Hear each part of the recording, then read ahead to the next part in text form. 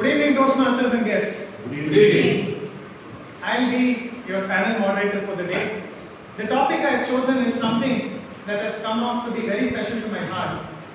As a leader, the only thing I thought about leadership, or I felt leadership was just one-dimensional, was the fact that I felt as a leader I had to be authoritative, I had to be top-down, and I needed to instruct. But recently, thanks to one of my mentors from the chess world, I became exposed to a whole another world of what it takes to lead and inspire. So, I would like to share this style of leadership, which is called servant leadership, where a leader is primarily someone who serves, who motivates, empowers, coaches somebody to achieve their potential, and sets aside their ego and their necessity to control. Today, I have an esteemed panel of 4 distinguished leaders from Utthistha. I will be calling each one of them on stage now. My first panelist is the founding president of Utthistha Toastmasters. He comes with over 4 decades of leadership experience, serves as chairman of Tata Consulting Private Limited. Please welcome my guru and our guru, Toastmaster Gopalakrishna Hegde.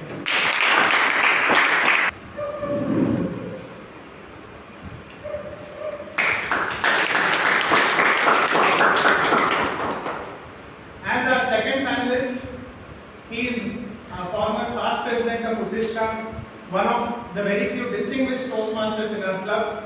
He shares my passion for meditation and is one of the strongest journalists I know, with education in engineering, law, psychology, among many others. Currently serving as the COO of Cypher Ace Technologies. Please welcome distinguished Toastmaster Pramod Shenthar.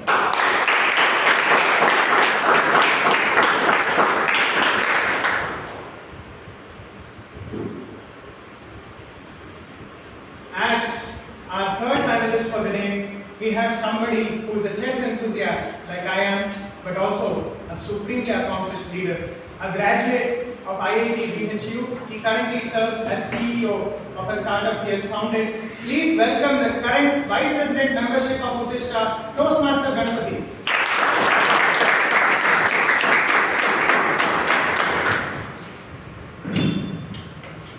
Last but most certainly not the least, we have somebody who is also a past president of Utthistha, a distinguished leader currently serving as performance test manager at Accenture. Please welcome Toastmaster Girish Pai.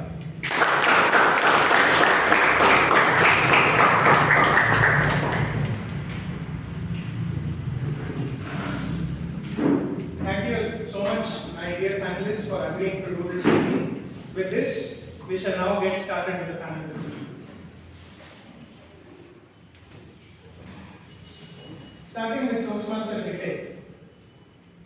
As a professional leader with extensive experience, how have you seen the concept of leadership evolve over the years?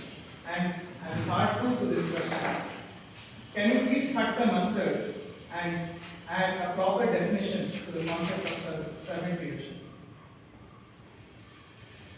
Well, good evening. Good evening.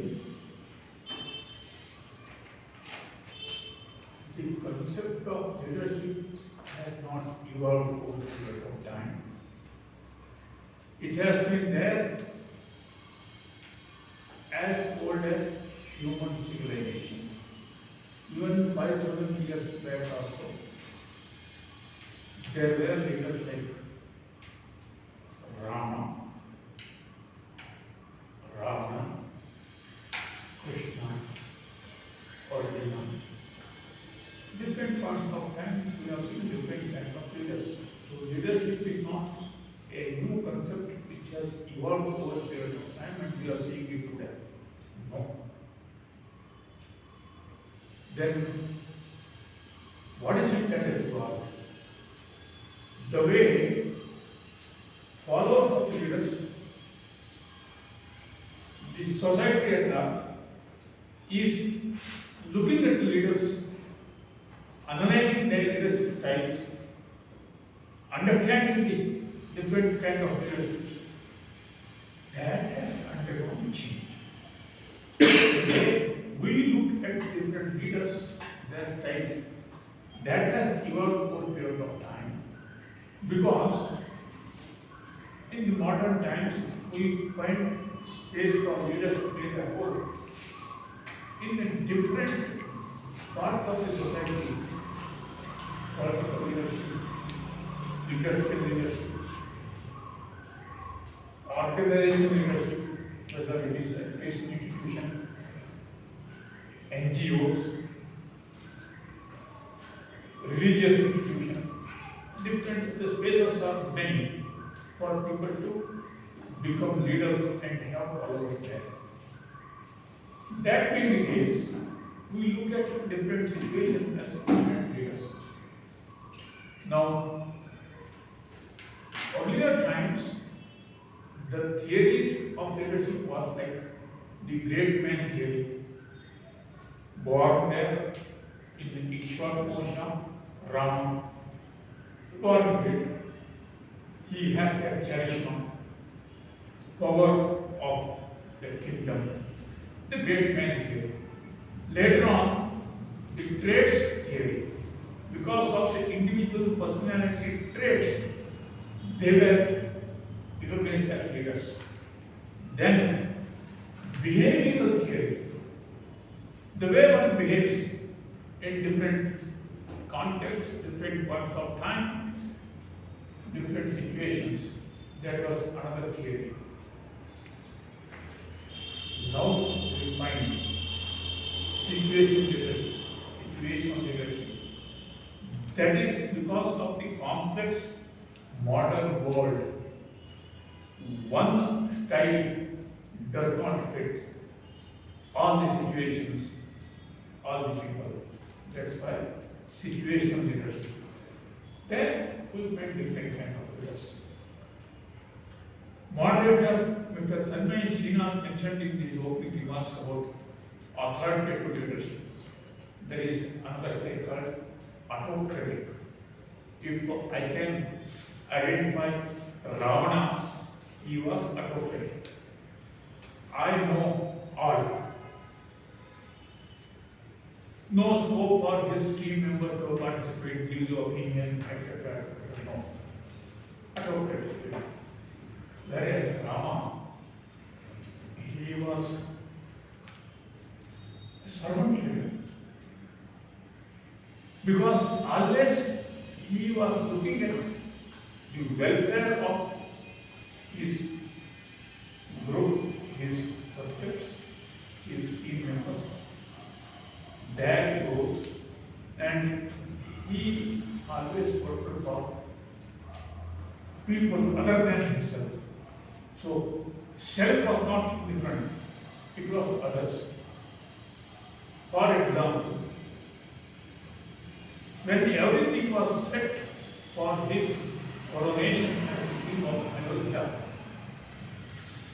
then there was a surprise, shocking development. You are not in trouble at all. He said, let me serve for fulfilling the promise of my father. He said, let me serve for the fulfilling the desire of Vaikeyi, my mother. Let me go for that service. Servant leadership. Serving the cause of. Then, I don't have enough the time, you will have to hold it. Talk. Then, in this journey, he meets Shivari, gives her the moksha. Her desire was that Rama should eat that fruit which she had tasted and kept it for him. He fulfilled that servant leadership. So if I understand correctly, you wonderfully use the example of Rama and Ravana to illustrate the very definition of servant leadership, which is to put others over oneself. Thank you, Toastmaster Hegde, for starting us off on that right note. Now I will come to DTM Pramod. You have a very diverse background. I just mentioned in your introduction about engineering, psychology, law. I also know that you're a trained musician.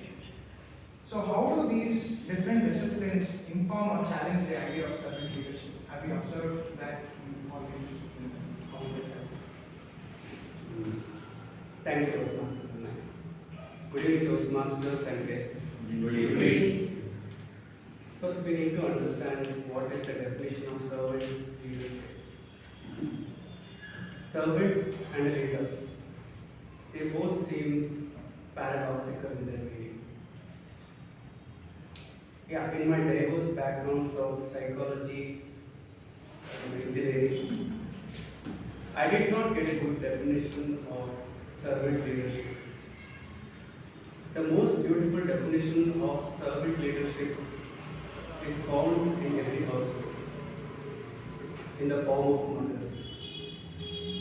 Every mother is a servant leader, and that is the definition, true definition of a servant leader for me. All through the eternity, mothers have been serving, and it is a thankless job. I don't think there are a lot of people who thank their mothers verbally, exclusively. Only few minuscule part of the population may take time to thank their mothers.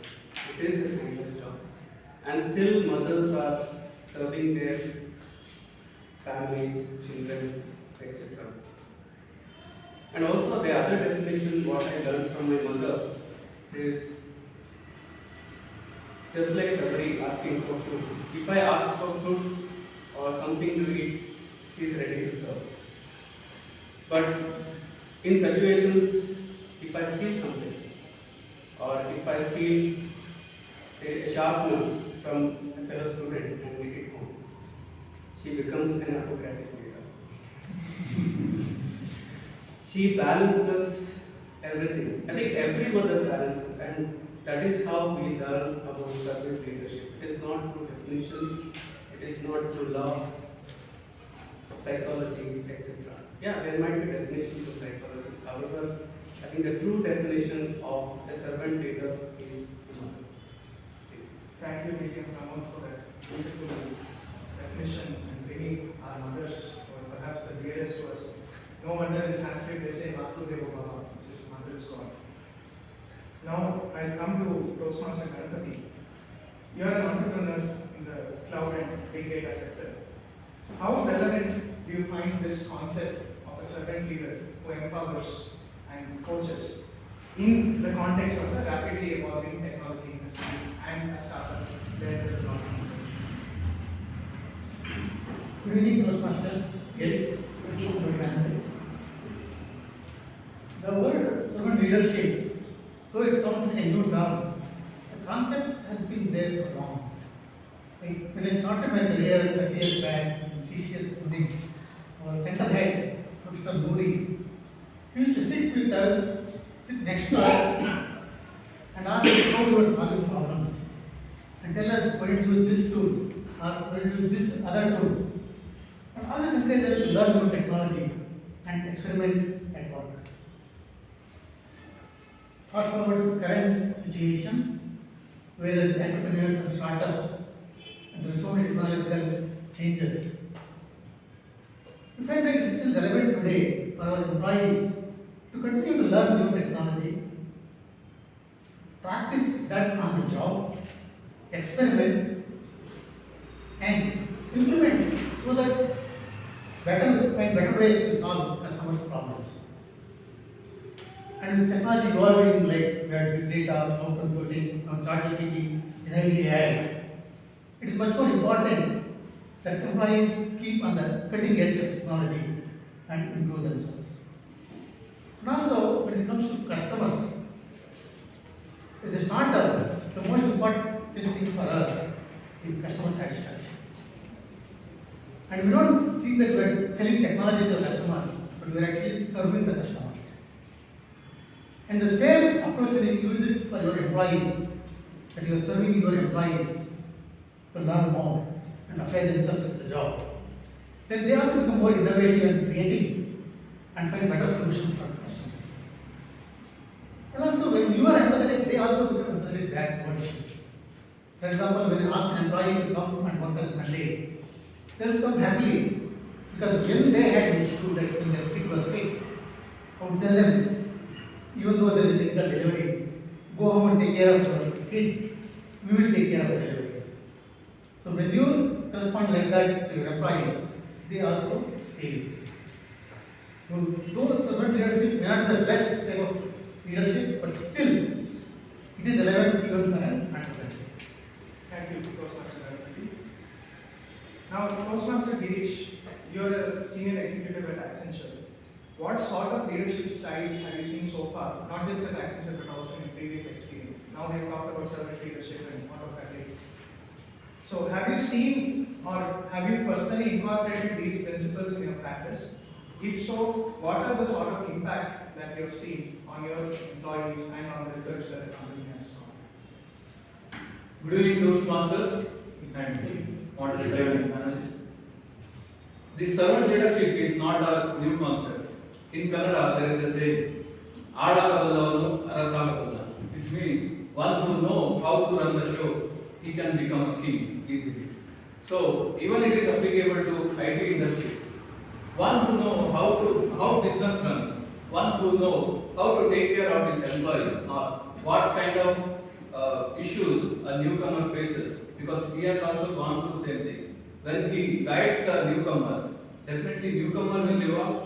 At the same time, the person, the manager who helped him to evolve will also gain a good confidence as well as good outcome.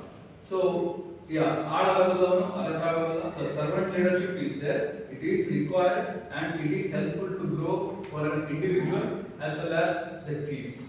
So when it comes to IT industries, servants are not one who manages and under him whatever employees are there, but it also includes the client and their team. So it's not only their one team, but it's a diverse team which helping everybody to grow together. So servant leadership is helpful for the team to grow, not only for the individual to grow. So even when it comes to my perspective, even as Ganapathi sir said, I have incorporated, I have individually gone to each and every individual, help them, and whenever they are in problem, personally I gave my suggestion and it helped me in asking some more help from them. So whenever I needed some deliverables to be accomplished, they were with me and they did it wonderfully. So servant leadership is required for everybody to grow. Thank you, Toastmaster Girish. We now have more or less a sense of what servant leadership is, how it works in different functions and industries. One major struggle that I have personally faced as a leader is that I have had this inability to set aside my ego and my necessity to control the situation in order to facilitate empowering a fellow individual, be it somebody who's working with me or somebody I'm coaching either as a chess coach or otherwise. So Toastmaster Hegde, this question is for you. As a board member of various organizations, how have you been able to apply these principles in order to empower? But more importantly, what is your advice for somebody like me and also the rest of us to set aside this ego and this craving for control, that if I'm a leader, I have to control what is happening. If I'm a leader, I have to define exactly what is happening, that I have to set the rules. They have to listen to me. How do we set aside this necessity and craving for control to enable and empower people to succeed?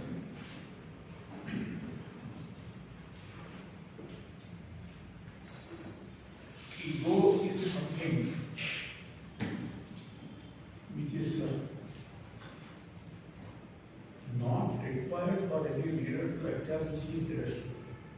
Not necessary. For that, one should have the knowledge, one should have the ability to motivate the team,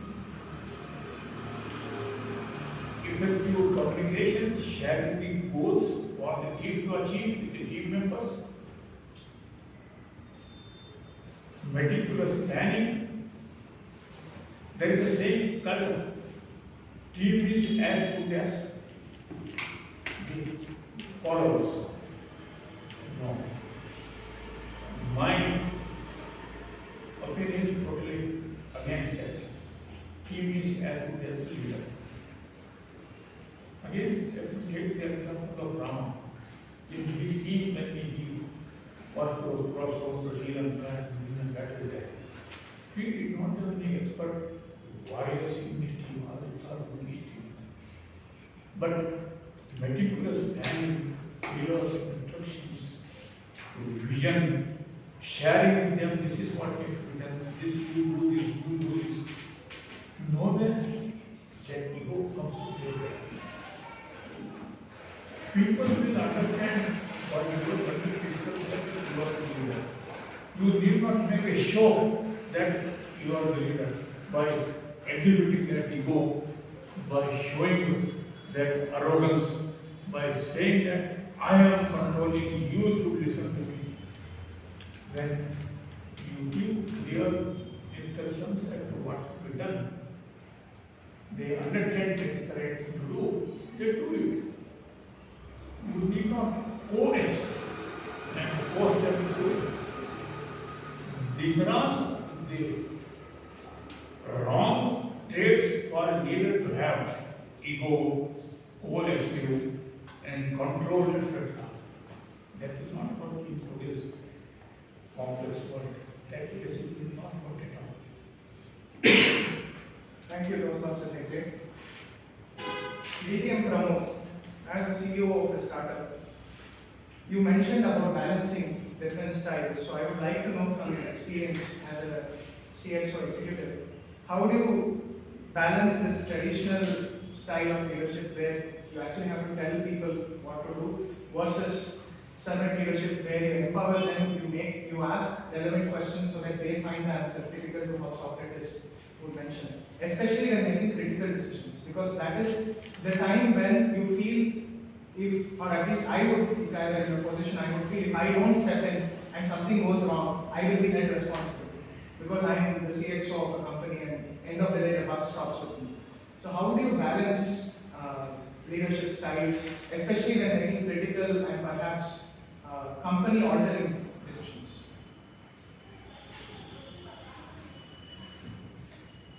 The traditional and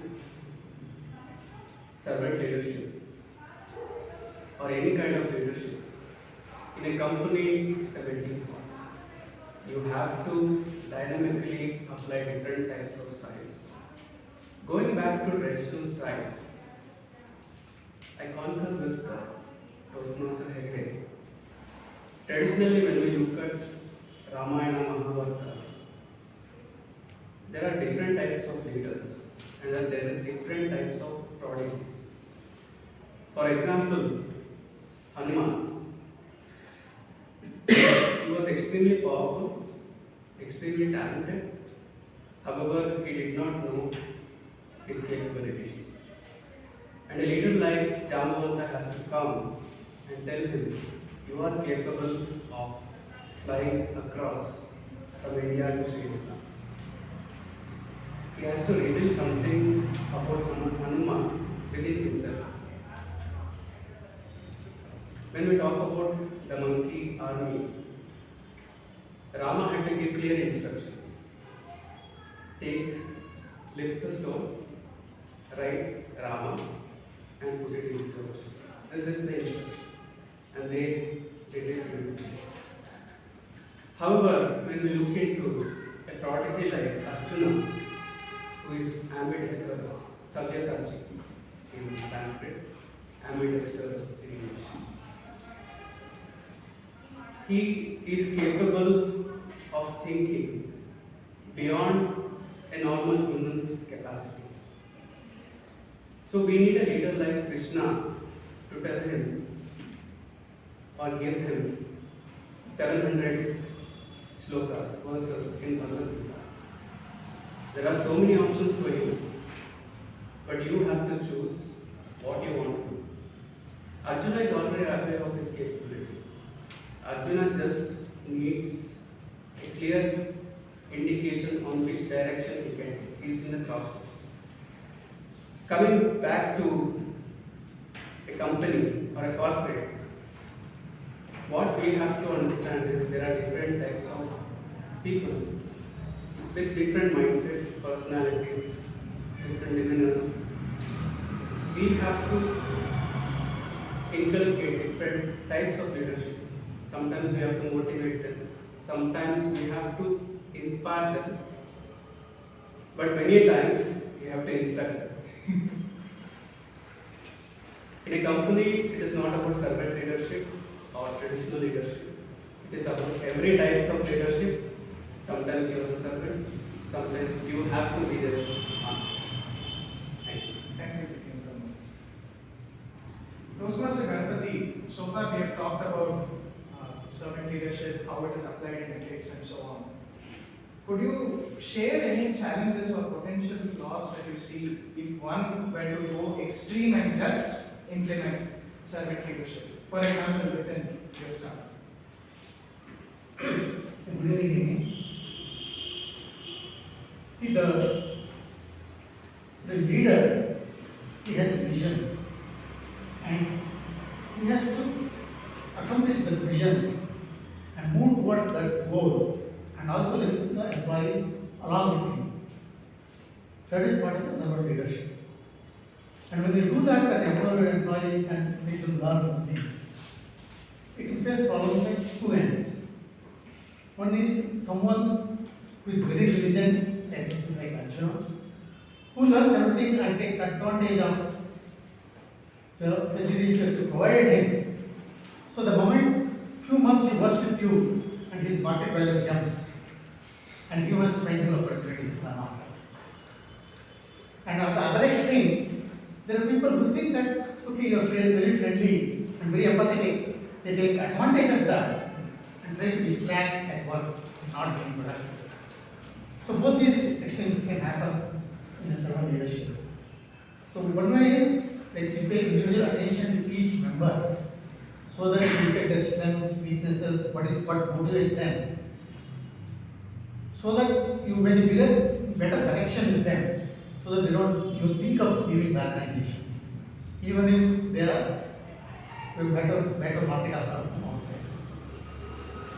Along with that, you also set very clear expectations, not just the instructions, but expectations in terms of performance, so that they know what is expected of them and try to perform at that level. And also, you continuously give continuous constructive feedback to employees so that whenever there is a gap, they try to build up that gap. You don't wait till the appraisal cycle of 1 year or 6 months and give the feedback. But every month, every meeting, you give them the feedback so that they continuously keep improving and try to meet the expectations. And at the extreme, if they still do not perform, you have to take the ultimate decision of maybe terminate them or move them to a different department. Like one of the employees, she was always finding defects with others, but she was not very productive. So I had to move her to testing and find assurance so that she found faults which could be fixed and could make better deliveries to customers. So these are the challenges. Got it, Toastmaster Ganapathi. Thank you so much. And Toastmaster Girish, in the current age of AI and information, what do you see the role of a leader who empowers and who brings out other leaders who think for themselves, can act for themselves? And what challenges do you see in building up these sort of leaders, especially in this very rapidly changing technology? Good evening again. So, artificial intelligence. So, one of the new emerging technology in which human can utilize intelligence of machine and come toward decision making. Intelligence is not useful when it doesn't have any intent. For example, you can use a calculator and get some sum of multiplication or division or something like that. But calculator itself cannot do some maths because it don't have intent of doing anything. But its the individual or leader who directs the machine and gets the output, and that output will be used for making some other decision which will help organization to evolve faster. That's what even AI does. Artificial intelligence, it will try to predict future with all the past experience and gives you some output so that leaders can leverage that output and make some good decisions. So with the AI for leaders, it is helpful for going in good direction, and as well as a leader can ask his employees to use AI technology in order to get the better output. AI will not replace a particular role, but it helps individual to perform better by making some good decisions, and it makes a leader, gives him a comfortable feeling of making some good decisions out of whatever the past histories and how future will be there. So AI is required, and leaders can leverage that in order to make a decision good and going towards better growth. But it itself cannot drive itself and make some decision on work. So if I were to understand correctly, it will help us empower more people because it's also able to help us understand how the future will end. Thank you, Toastmaster Girish. This brings us to the end of the formal Q&A with me and the panelists. We will now open for audience questions. For the sake of time, we will take 2 questions from the audience and requesting the panelists to give a concise answer as well. So 2 questions we can take from the panel, from the audience. Toastmaster Ramesh. My question is to Toastmaster Hegde. In today's corporate world, you find servant leadership in the down the line. The top leaders all are autocratic almost. So what is the reason for that? What is the Reason for that? Do they feel that because of autocratic leadership they can do wonders? See, the situation of corporate world where senior level they are autocratic. The problem of insecurity feeling is what comes them to that kind of leadership. They will always be. You take example of multinational companies. The top level executives will always be centering their focus on securing their position first. All other things are ready. But when you are not that person, for you, the way forward is have belief in your own abilities to perform, to deliver, inspire your team down the line, being unmindful of what that autocratic leader may think, may do. When you are indispensable in the organization, that autocracy will not work. Your brilliance only will work. Thank you. Thank you, Toastmaster Hegde. We can take one last question from the audience. If there are any. My question is to TM Gopalakrishna Hegde. So you mentioned that you have to pay attention to each and every individual to know whether they are productive or lacking in the system. But isn't it difficult when the organization goes and it's a big organization to keep track of each and every? It's not that the top level leader is a very individual. There are always a reporting structure in an organization. So whoever you are reporting to, it is his responsibility, it is our responsibility to make sure that he takes individual attention of each of the team members within his team. And if there is any issues with any of the team members, he escalates that to the next level. So as a top leader, you know, okay, in which team there are issues and which employees there are issues, how each employee is performing, that you come to know from those who are reporting to you. Does it answer your question? Thank you, Toastmaster Ganapathi. This brings us to the end of the panel discussion. Once again, I would like to extend my heartfelt thanks to each and every panel member for agreeing to do this. I personally learned a lot from this discussion with all of you, and I'm sure the audience has multiple takeaways. If I had to end with one statement that I learned today when I was attending another panel discussion as an audience member, it's that a leader is somebody who produces more leaders, not more followers. Thank you, and thanks to all the individual panel members.